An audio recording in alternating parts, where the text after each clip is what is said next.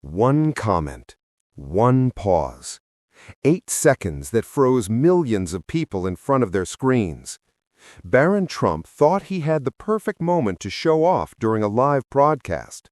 What he didn't realize was that Jimmy Kimmel was waiting for the exact opening that would flip the entire room against him and pull a secret into daylight that left even Donald Trump struggling for breath.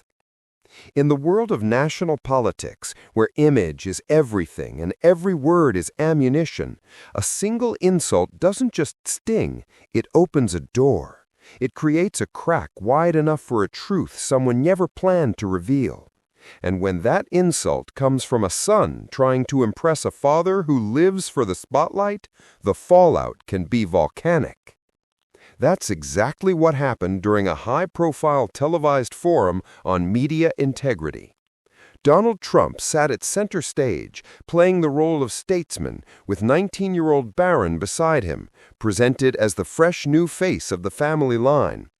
The energy in the room buzzed, cameras rolling, lights bright, every seat filled. To everyone's surprise, Jimmy Kimmel was moderating, not with jokes, but with a calm, serious tone that made people lean in. He turned to a respected journalist, an elderly woman whose career covered 5 decades of American history, and asked for her perspective on truth in modern reporting. Before she could speak, Barron cut in. He leaned forward, voice steady, posture rehearsed, confidence dripping from every syllable. "With all respect, ma'am," he said, flashing a smug little smile, "maybe the real issue isn't truth. Maybe it's that your network is too outdated to keep up. Maybe it's time to let people who understand today's world take over." Isn't that sweet? He's confusing me with one of his sons again. Do you think he's flirting with me? What is this? When I die, I would like that to be the clip they play at the Emmys in memoriam montage. He even worked my wife in there. Should I be worried that Trump has mentioned my wife more times at his rallies this year than his own? The audience didn't gasp. They exhaled all at once. It was a cold, dismissive dig. Ageist, arrogant, straight out of his father's playbook. Donald Trump let out a laugh and clapped Barron on the shoulder, grinning like he'd just watched his son hit a home run. But Jimmy Kimmel didn't smile. He didn't move. He just watched them both, the way someone watches a fire spreading exactly where they knew it would. Then he lifted his mic. "Hold on," he said quietly. The room went silent. Kimmel looked at Barron first. "You decided that your first moment on a national stage should be used to insult a woman who's earned more honor in her lifetime than you've been alive." Trump's grin faded instantly. Kimmel continued, but now his tone shifted.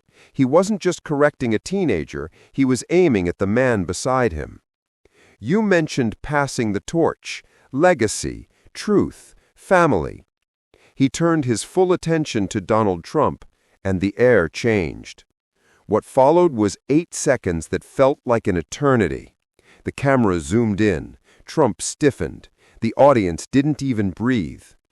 "You taught him how to live in your shadow, but you never told him the truth about the shadow itself." Trump blinked hard, confused and furious at once. Kimmel paused just long enough for the weight of his words to land, then delivered the final line, the one that would replay across the country for days. And in that single moment, Donald Trump gasped. Slimy newscom, right? Oh, man, he can't even come up with a decent nickname anymore.